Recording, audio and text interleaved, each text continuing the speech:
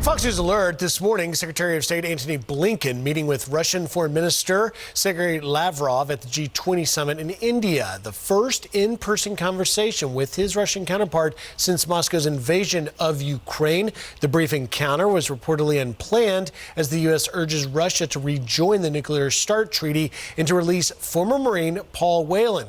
GOP Congressman Michael McCaul chairs the House Foreign Relations Committee. He joins us now. Congressman, what is your reaction to this first meeting between Blinken and Lavrov? Apparently, Blinken wanted to stress three messages: to reverse their suspension from the new START treaty, as well as Whelan's release. And Blinken, according to the pool note, reaffirmed the U.S. support for Ukraine. Your thoughts?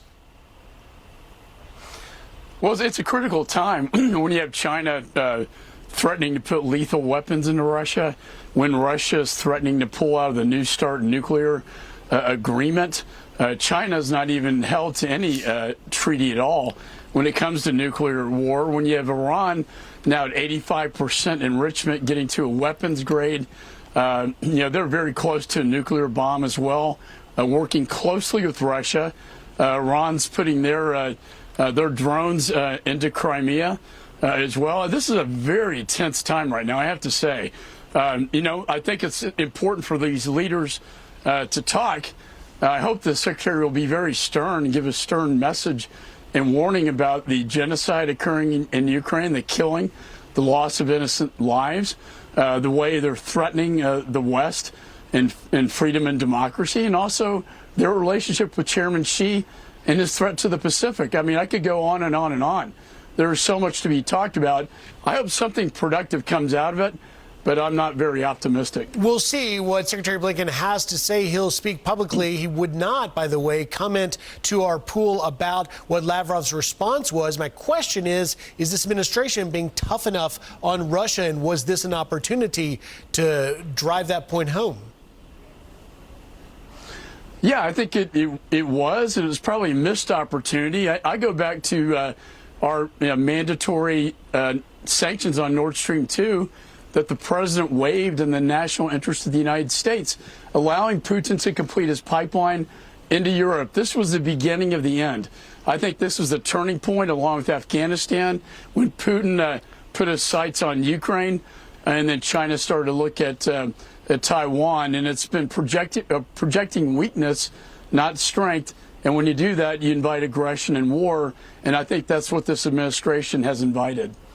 We'll see what happens there. Congressman, I want to ask you about a report of thousands of Russians waiting south of the border to claim asylum in the U.S. Just in the end of January, I was in Reynosa, Mexico, across from McCaul, where many of the Russians are coming across, and in a shelter there, I witnessed firsthand, lots of Russians spoke to a Russian using Google Translate to talk about why they're coming. Are you concerned about this, and is enough being done to counter it? No, I'm very concerned for the reason that we're no longer talking about people from Mexico or Central America or even Latin America for that matter. We're talking about people from our foreign nation adversary states. I mean, you've had reports previously about Chinese people crossing, Iranians crossing, North Koreans, and now we have the Russians coming in. I mean, this is so out of hand. I can see why some Russians would want to get out of Putin's regime, but it's so out of hand to have people from our foreign adversaries coming in. And this is a direct cause and effect from the Biden administration's policy on day one to remain in Mexico, that I worked with President Trump on, to keep keep them in Mexico and not allow them into the United States, where then they're released into our country. We got to go back to these policies, or we're never going to fix this situation. There's a direct cause and effect, and we haven't gotten a control on it. And there are probably 5 million people now that have come in. I don't know what we're going to do with them, in addition to enough fentanyls to kill 100,000 people over the last year. Certainly not under control. One last topic I want to address with you, and that is your efforts, your committee advancing a bill for a TikTok ban as the app would limit teen users, and obviously our concern over China's spying, but yet it seems your colleagues across the aisle are not supporting that effort. Yeah, I don't understand this, to be honest. I mean, look, we banned TikTok from all members of Congress. We banned it for all federal employees across the federal government. Many states have banned TikTok. We know from the top national security advisors within this administration that TikTok is a threat. It's a backdoor into your phone to steal your data, your keystrokes, to manipulate your data and censor materials.